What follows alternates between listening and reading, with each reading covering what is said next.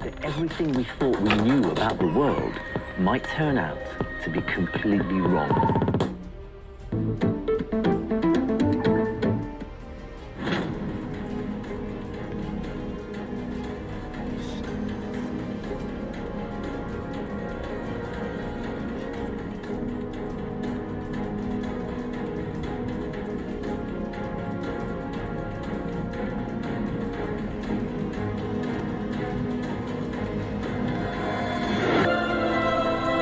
According to a National Geographic survey, 77% of all Americans believe there are signs that aliens have visited Earth. But despite this consensus, our governments have yet to acknowledge what many believe to be the truth behind extraterrestrials. Is disclosure just around the corner, as some believe, or has the UFO phenomenon always been a fabrication of the human mind?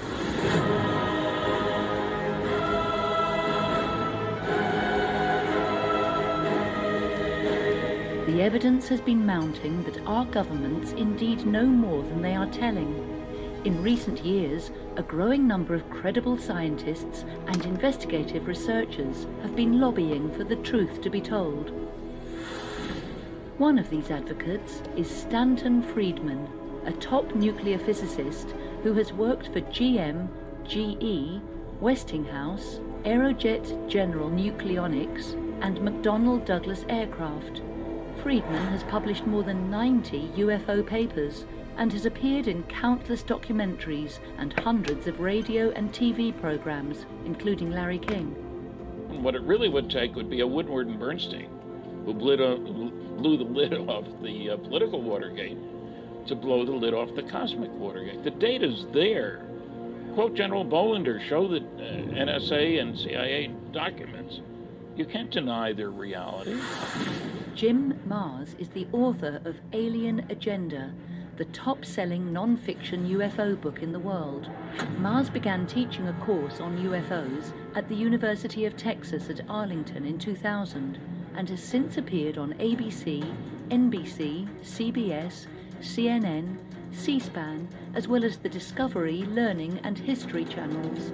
Today, all you have to do is Google UFOs and look at the images, and you can't take a picture of an hallucination or a psychosis. So they're real. So the question now is, what is the alien agenda? Stephen Bassett has been fiercely advocating the end of the 68-year government-imposed truth embargo regarding the ET presence. An executive of Paradigm Research Group, Bassett is the executive producer of the X Conference, the Citizen Hearing on Disclosure, and the Congressional Hearing Initiative. We're facing the potential for a massive renaissance in science, in political reform, and none of that can happen because the governments of the world will not yet even acknowledge the existence of the ETs. Kathleen Marden is known around the world for her work as an alien abduction ET contact researcher, author, and lecturer. She is recognized as the world's leading expert on the Betty and Barney Hill abduction case and is the recipient of MUFON's 2012 Ufologist of the Year award.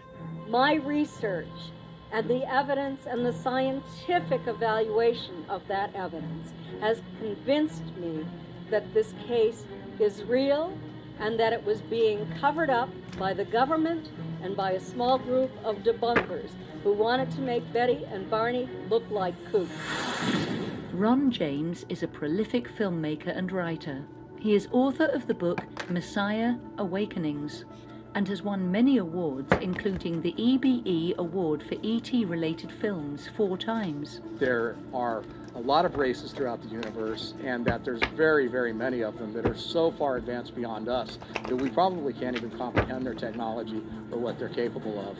And how we play into that, we don't know. Patty Greer is one of the most devoted crop circle filmmaker researchers today, having produced 6 documentary films that have received prestigious awards. Greer's data brings metaphysics, ET technologies, and science together to offer a clear understanding of this astounding phenomenon.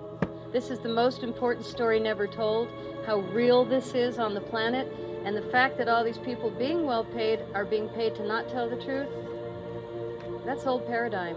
And all the money now is behind making sure that this information doesn't get out. I'm not expecting there will be full disclosure. There are plenty of reasons for the government not to disclose what they have learned. Because if they've learned any technological stuff, why should the U.S. put it on the table if the Russians and Chinese don't put on the table what they have learned? If you're waiting on a government official to hold a big press conference and say, okay, here's the truth about UFOs, you're going to be waiting a long time, okay? Because any government official that would admit to that is then admitting that they've lied to us for 70 or 80 years. We need to tell the world's people the truth. That's disclosure. Now, once that's happened, I anticipate a year or two of intense engagement of the issue by everyone. And after about a year or two, I think the planet will be collectively ready, not for disclosure, but rather for open contact. I have a feeling open contact will follow. We this year, we Earthlings, will spend $1 trillion on things military. $1 trillion. Well, thousands of children die every single day of preventable disease or starvation. Nationalism is the only game in town. There's just too much to lose, too much water under the bridge. I'm very involved in the disclosure process politically, and I do believe that it serves a very, very important purpose.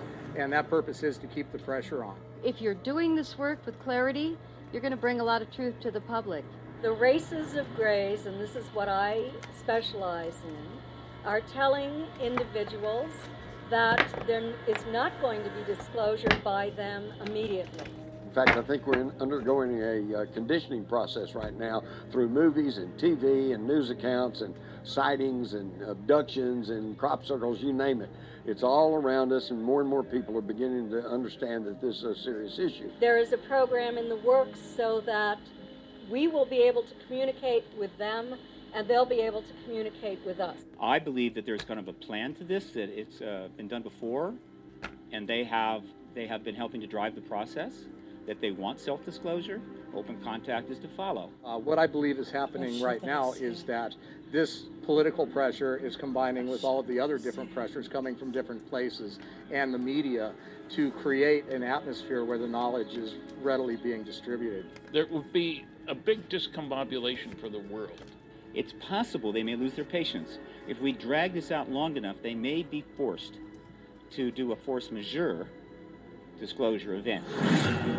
There's a big difference between the world governments announcing to their citizens the presence of extraterrestrials and providing information, and extraterrestrials forcing their reality on the world's people outside of government involvement. I know of no government on this planet that wants its citizens to owe their primary allegiance to the planet instead of that individual government. So I'm not expecting full disclosure. I don't want to see it. I want the government to say, yes, we're being visited. We're holding these international conferences to deal with the psychological, religious, technological, etc. aspects of that. Full disclosure is only going to come from them, okay? And think about it. All they got to do is hover over a city long enough for the news crews to get out and take footage, and then the game's up. Over time, they think that we will evolve to the point where we can establish communication, but it is at some point in the future. It is not going to happen immediately, according to the reports that I've received. Telling the truth in times of universal deceit is a revolutionary act.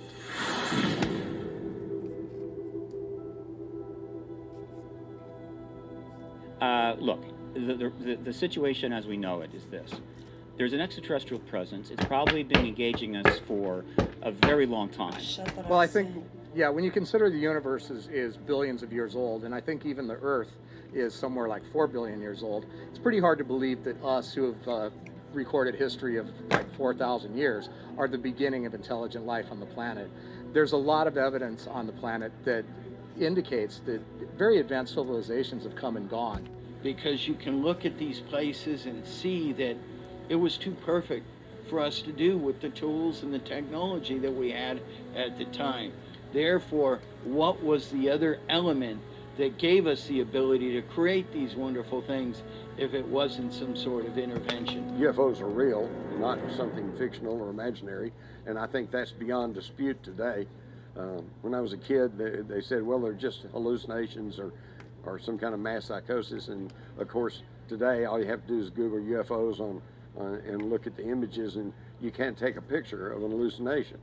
There is an extraterrestrial presence. That's an absolute fact. It's not a theory. It's not a speculation. It's an absolute fact. Just because the government says, no, it's not, well, that doesn't change that. And besides, anybody that believes the government these days is foolish. And the government has known about this ET presence. That's an absolute fact. Yeah, a win feels good. But you know what feels better? A BetMGM win.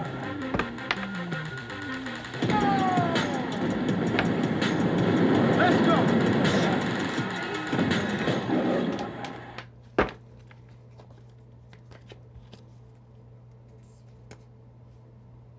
Concern about the malevolence of certain human groups, and they are attempting to interfere or intervene in our evolution at this point in order to bring us to a point where we won't destroy ourselves because they're afraid that we might do that. I think they're here for their purposes. One of them was probably to quarantine us.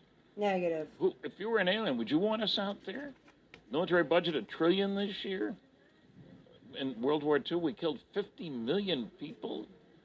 We destroyed 1,700 cities. And I think the alien agenda is to observe and try to help kick the human evolution up the evolutionary ladder in a covert manner so that we will hurry up and become part of the intergalactic community instead of wiping ourselves out with thermonuclear weapons.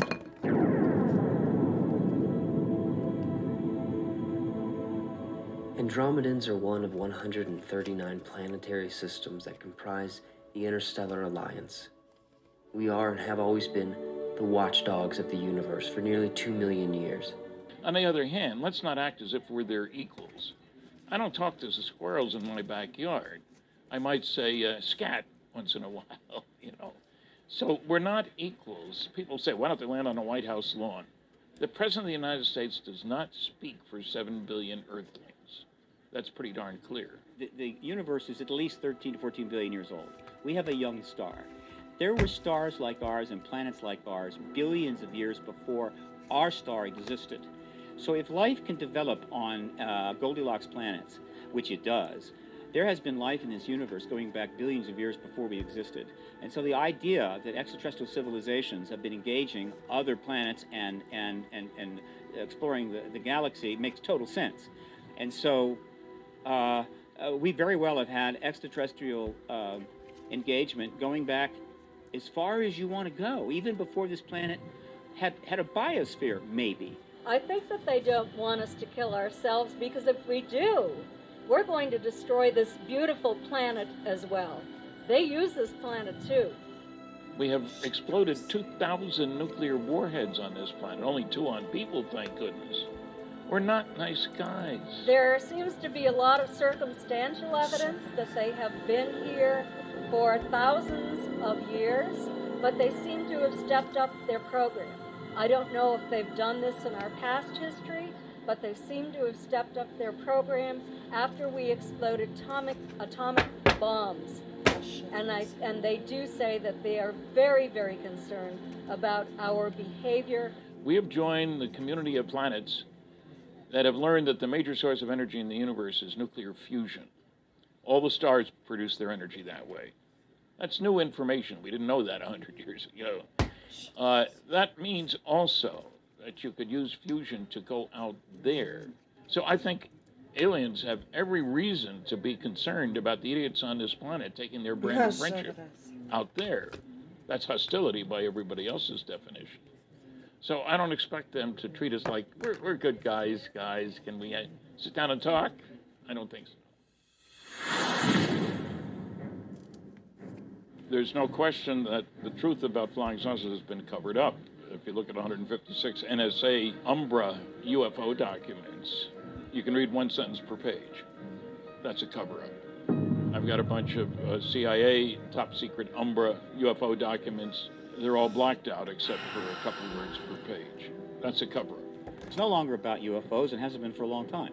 It's an acronym. It's an anachronistic non sequitur It's a government-sponsored propaganda acronym, and it doesn't apply at all.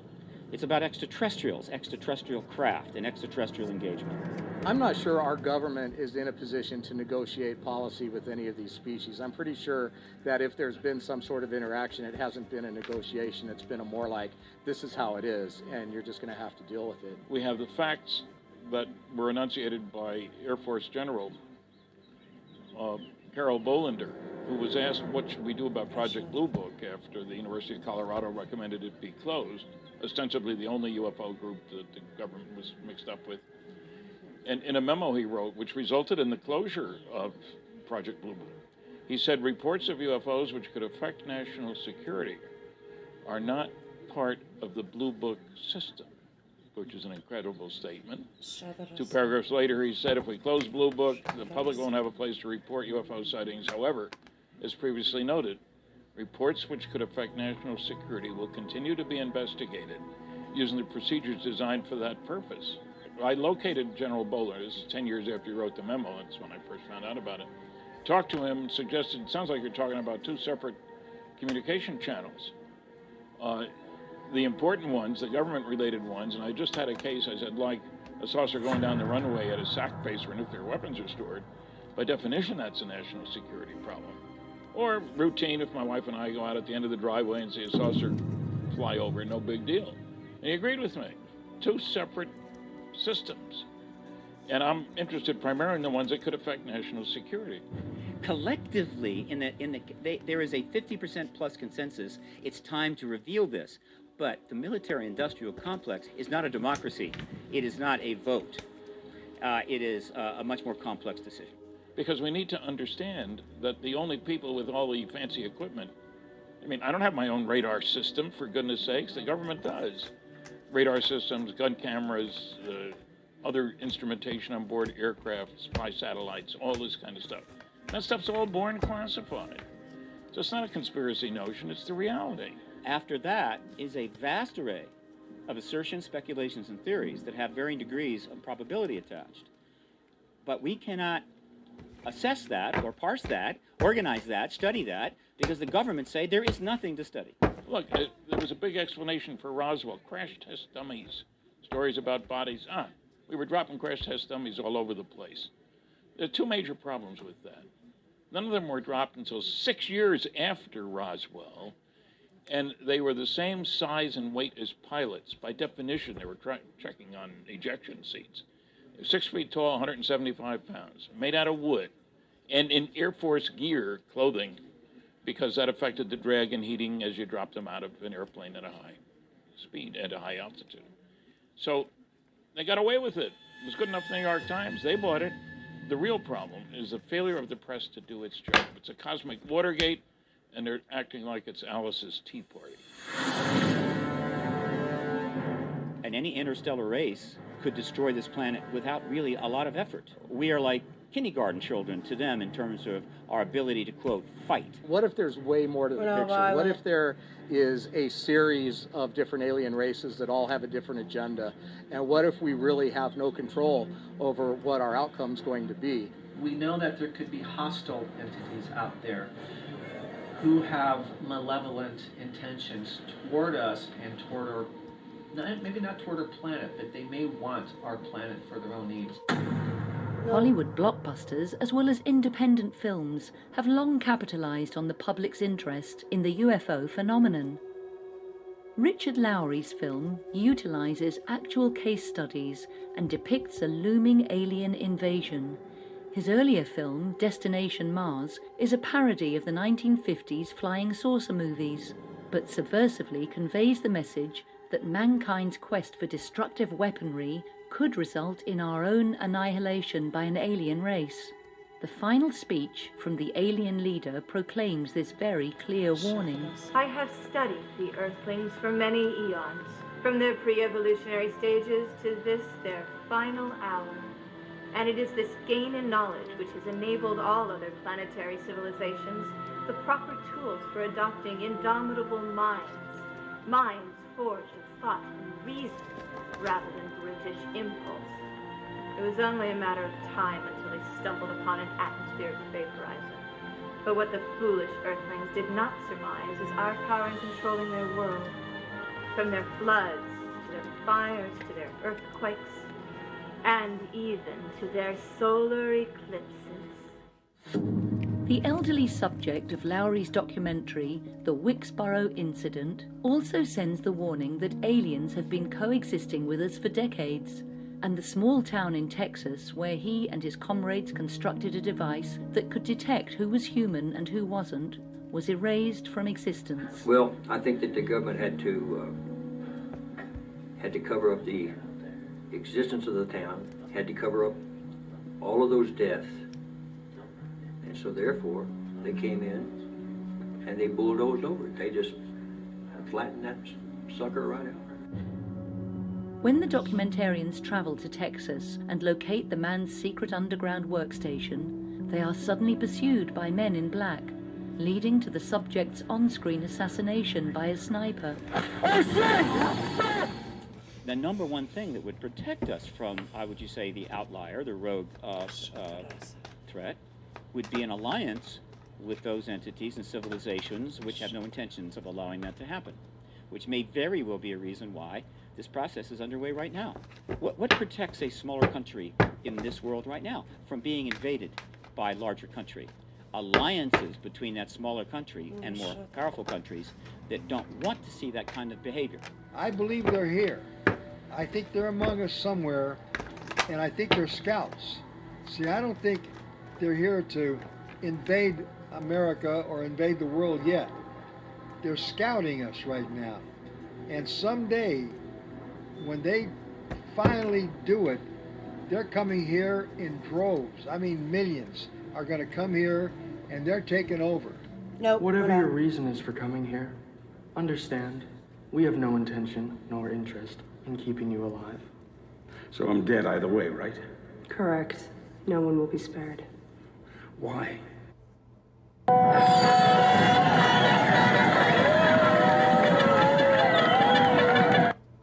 No one will be spared. Why? The Earth's position in this solar system provides us with a strategic and tactical advantage. Robert, the human role in the universe is inconsequential. That may be so, but we have a right to exist. Only if we allow it. And we don't.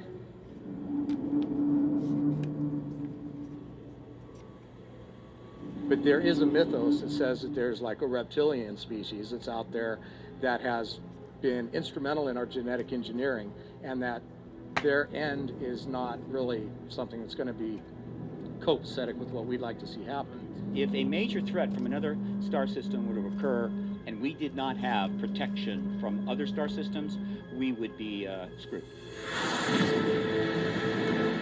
The government put that kind of stuff out early days in order to persuade people to just avoid the issue. Meaning, you know, maybe it's true, but, you know, everybody will go insane, so don't bother. It's all bullshit. It's all propaganda. We could have handled the ET announcement in 1947. We just went through a world war with 40 million people killed. We had millions of men overseas. We did unbelievable sacrifice. And so we're going to fall apart because we learned there's extraterrestrials in the world in 1947? I don't think so. You know, there's a lot of people with different opinions as to why the government will not disclose. But there's several that resonate with me. And again, it's just my opinion. And I think that the first one is that even though we say that we're ready as a society, I really don't think we are. See, the truth is not what creates panics. It's lies and falsity that creates panics. And so that is another red herring that was used to justify in the minds of people staying out of this issue. When Orson Welles aired his War of the Worlds radio show, it sparked such chaos and fear in the public. It's been theorized that that's one reason why the government said we better not reveal this information, because it could cause a widespread panic and it could cause an entire meltdown. We could hold a radio show that was a scripted show and put out a statement that no, this is just a script, right? But unfortunately, we didn't do it enough, and not a lot of people heard it. And it was about a major virus outbreak in California, and hundreds of thousands of people were coming down sick, and we generate a mass panic. Does that mean that the American people can't deal with the concept of a endemic or pandemic flu? No. That was a radio show that ended up being people thought was true when it wasn't. In other words, it wasn't the truth, it was false. I don't think anybody would panic, believe it or not.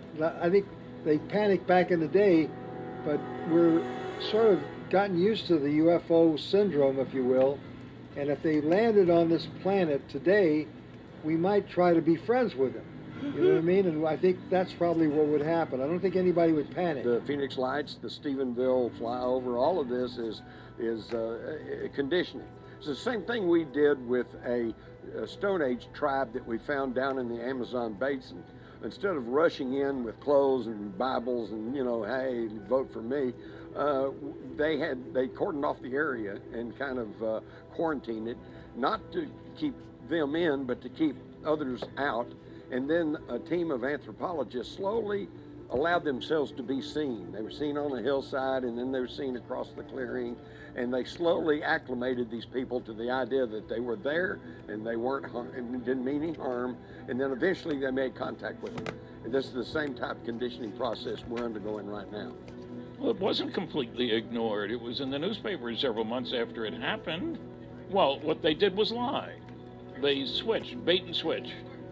They changed the time, and they're talking about airplanes, military planes dropping flares.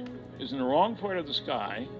There were, as you say, a lot of witnesses, and it was at the wrong time. But they got away with it because the press isn't doing its job. And you know something? Religion's been around for thousands and thousands of years. It's very resilient, and I doubt there's anything the extraterrestrials would show us that would significantly reduce the religious observance of this planet. It's time for us to expand our thinking, expand our understanding. Oh, man. There's patents for tunnel digging equipment that were put together years and years and years ago for giant tunnel boring machines capable of just drilling through anything for huge amounts of miles in very short periods of time. And those patents were formed, and then these machines supposedly never made it into production, but we know that they possibly exist.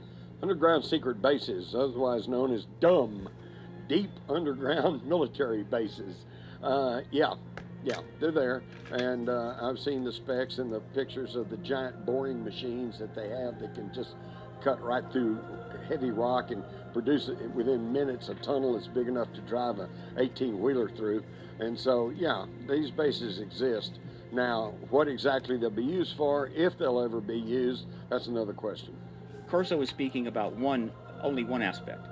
The fact is, the number of craft have been in the hands of the U.S. government for decades, being extensively studied with billions of dollars, primarily in underground facilities, where they are trying to re-engineer and achieve, well, weapons and what have you.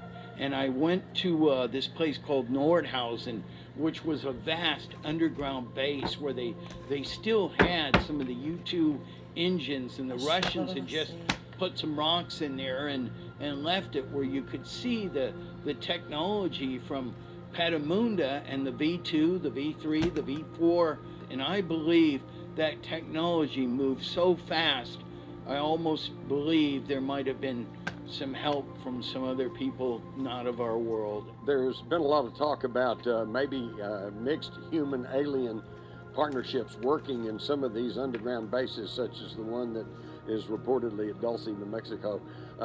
That is in my huh file. I go, huh. Okay. I've heard enough to suggest that there may be something to all that, and yet I've not seen hard enough evidence to just say conclusively, yes, that exists and that's happening.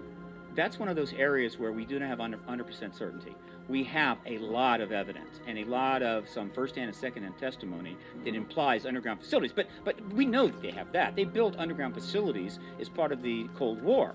We actually drove up to the Dulce base to get some establishing shots up there. So we started driving up toward the Archuleta Mesa, which is where the base is. We were being followed, and we all became a little bit unsettled and a little concerned that we were getting ourselves into something that could get us into trouble. So we got out of there. The question is, do we have underground facilities devoted to the extraterrestrial question? And there is evidence for that.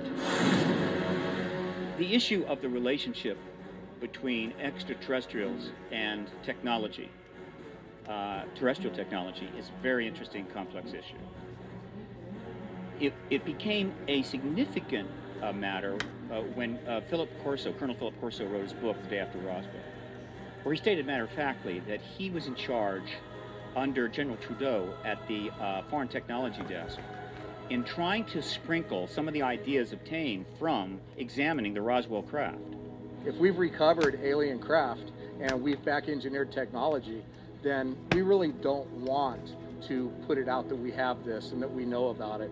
And sadly, that's a detriment to the advancement of collective human civilization. Which is to say that if, in fact, the United States government has mastered the ability to tap into ground state fields and is sequestering that technology, it is criminal, because the availability of that technology would transform this planet, save hundreds of millions of lives, and solve a great deal of our most difficult problems. And so every day that the truth embargo continues and that technology is sequestered, people are dying because of it. So in their attitude is, well, yeah, now some people are going to die, but, you know, we still want another 20 years of secrecy. Well, tell that to the people that are suffering. And we know too much now. It's too much out in the open. So now the blood is on their hands. We are paying a fortune for energy. People are dying because they can't afford water, food. We're polluting the environment, killing people with cancer. And they are sitting on transformative energy that might be 1 cent on the dollar. Plus, we have evidence that we have in fact reverse engineered antigravitic propulsion, and we have our own saucers. As we get a better understanding of the nature of reality, I believe that what today has no scientific explanation at all is going to be accepted as a scientific norm in the future. And when that happens, it's going to change the face of civilization on every level. So for decades, we have had antigravitic propulsion, but it is not known or available to the public because to do so would result in ending the truth embargo, and therefore it must remain sequestered. The most important question of all regarding the ET technology is, have we mastered and even reverse engineered the energy system that drives those craft? We're pretty sure it's not oil, gas, or coal. In fact, our own physics points to the likelihood that they have finally figured out how to tap into the ground state fields. If they have done that, it is a paradigm shift of such magnitude, it's almost impossible to describe. What if they cure cancer? What if they help us clean away pollution and help these children with respiratory problems and water problems and help us make this the paradise that we had when we got this planet? We've been using that wreckage to reverse engineer the technology. I believe we have a technology right now that's far beyond what the public even knows about. Now, it's an interesting point. Given that we have the ability in a device smaller than a laptop. Real relief to me is moving around, playing with my son, having a good time. In a device smaller than a laptop to store the entire Library of Congress, every book in it, and more. The idea that extraterrestrials may have storage ability to have enormous archives regarding this planet, in which case we might have the opportunity at some future time to directly research our ancient history with visual records. Look at all the historical events that we don't have eyewitness testimony from, whether it's Moses, you know, in the Red Sea or whatever. So there are all kinds of possibilities. I'm Kathleen Martin. Betty and Barney Hill were my aunt and uncle. They are the first Americans whose story went to the public about a UFO abduction that occurred in 1961. Betty and Barney stated that they felt that the ETs wanted to know the difference between their bodies and human bodies. They were very interested in Betty's and Barney's skeletal structure, in their nervous systems. They took skin samples, they examined their hands, their feet, their eyes, their ears, their mouths. We're very different than this particular race of Greys who took Betty and Barney.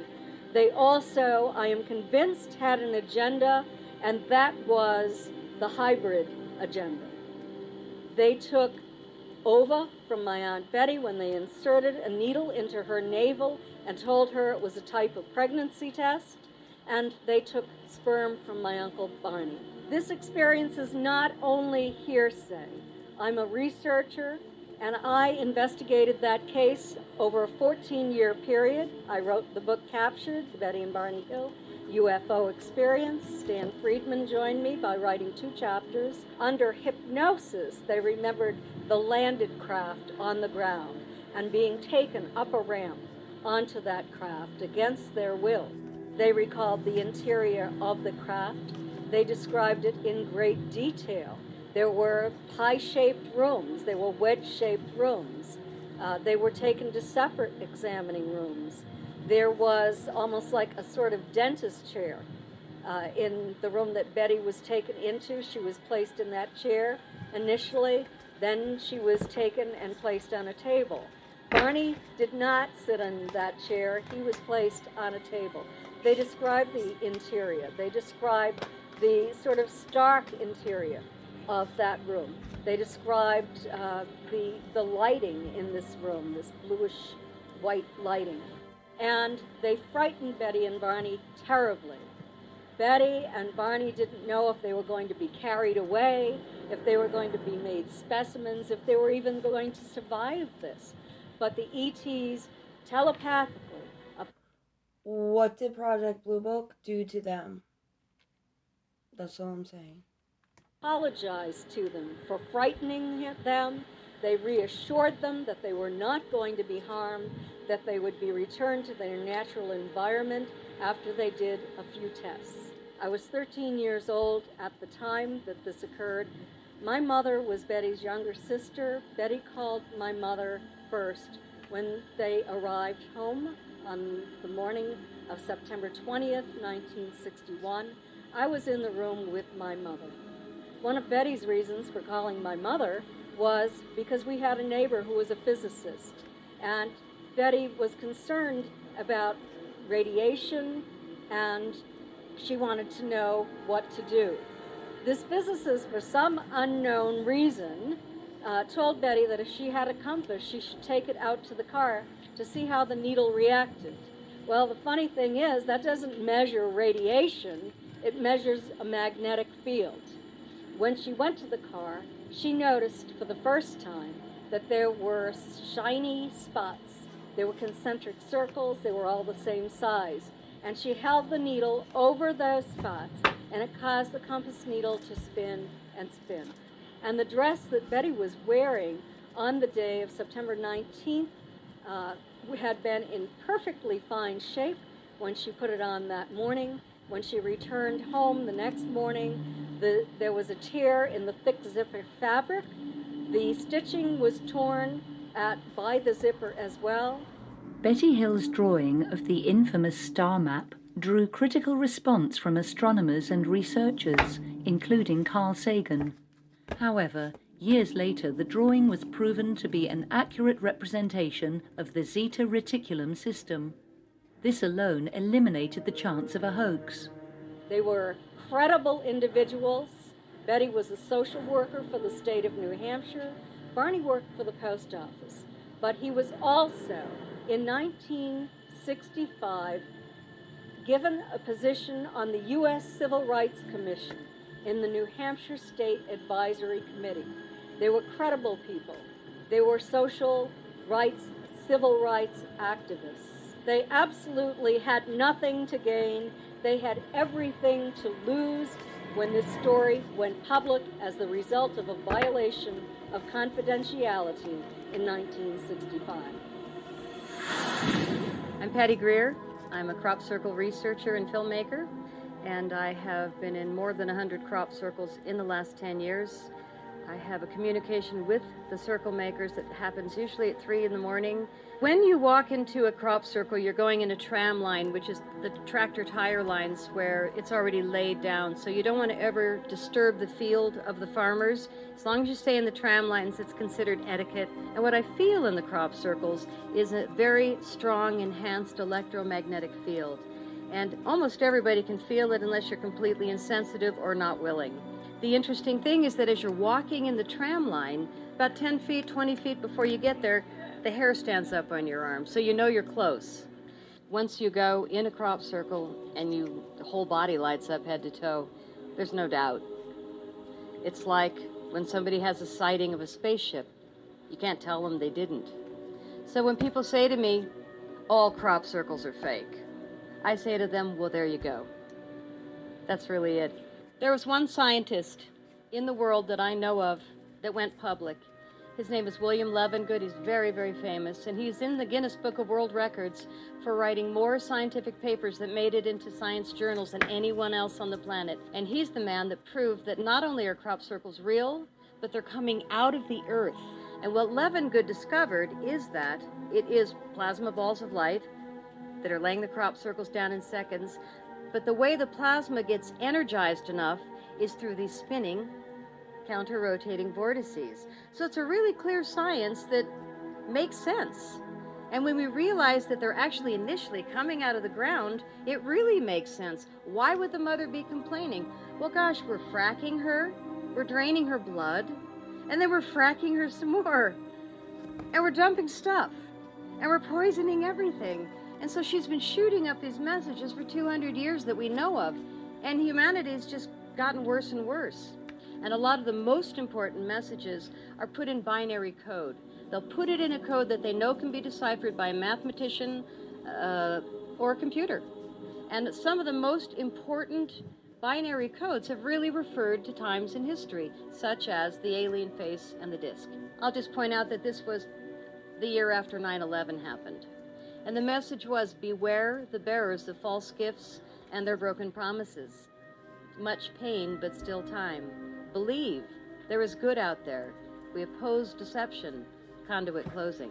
Crop circles are messages that are being written to us from inner earth, from our ET brothers and sisters. Crop circles are not only real, but the seeds inside the crop circles can produce up to 400% more food, with up to 75% more nutritional value per seed. Well, of course they're going to suppress it. When Monsanto owns the government, they don't want healthy food to be multiplied by 400%. In the last year or two, the military has really nailed the farmers and asked them not only to not let people in, but to mow out the crop circle on the first or second day that it arrives. We always fly over it and we always get photos, but then the next day it's like a blown field. So when we see these farmers destroying the field, it's very interesting that a lot of times the circle makers will just come back and hit them with a new pattern in the same field the very next day.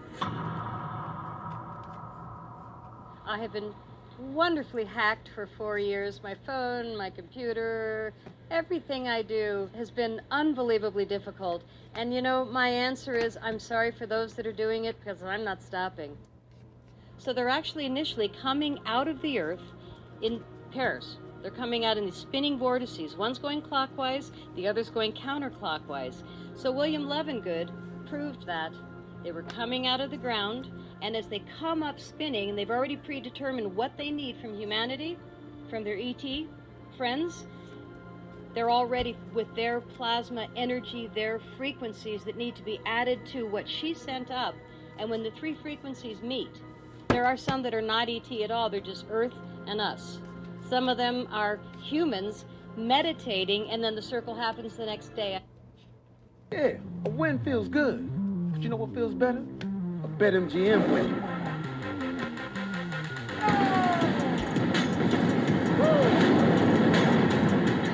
Let's go!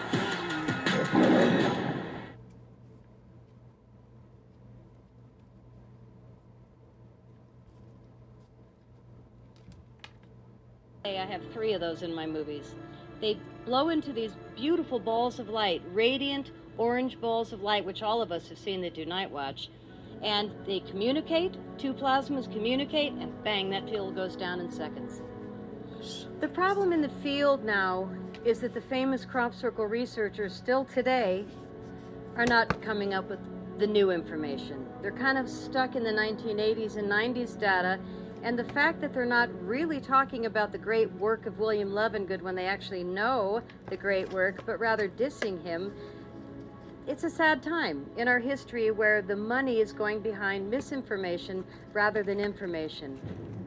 I am committed to make a difference here, and it's not me, anybody special, but the fact that I work with the circle makers and I find these are so incredibly real and beautiful, it just keeps me excited.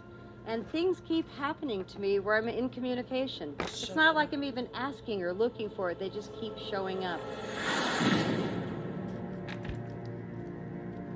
The fundamental conclusion is an extraterrestrial presence, and we absolutely must acknowledge it as soon as possible. After that, you'll be surprised how quickly things start sorting themselves out and getting resolved. So my conclusion is that I think we are an inch from disclosure. I don't think they can hold it back. I think that it's not even about getting the government to tell us the truth, it's about leaving them behind. There's a lot of evidence that advanced civilizations and possibly non-human entities have been here and occupied the planet in the past. Some of them seem to be astronauts coming here from another planet who have technology that's so highly advanced that it looks like magic to us. Well, my 1990s book, Alien Agenda, started off with the premise that UFOs are real, not something fictional or imaginary, and I think that's beyond dispute today. Let's get this out in the open regardless of whatever our government thinks. Again, they've proven they're not always right, and they've proven that we need, as American citizens, to get this information out in the open. Disclosure could potentially happen within the next 20 years, and I'm hoping it does, because it's going to change everything for the better. Well, my conclusion is that we're dealing with intelligently controlled extraterrestrial spacecraft visiting our planet. We're dealing with the cosmic Watergate, that there are no good arguments against those two conclusions. And we're dealing with the biggest story of the millennium being treated like Alice's Tea Party instead of how important it really is. A fabrication of the human mind, or the greatest story never told? And if the truth is finally revealed, how will it affect the human condition? We may soon find out.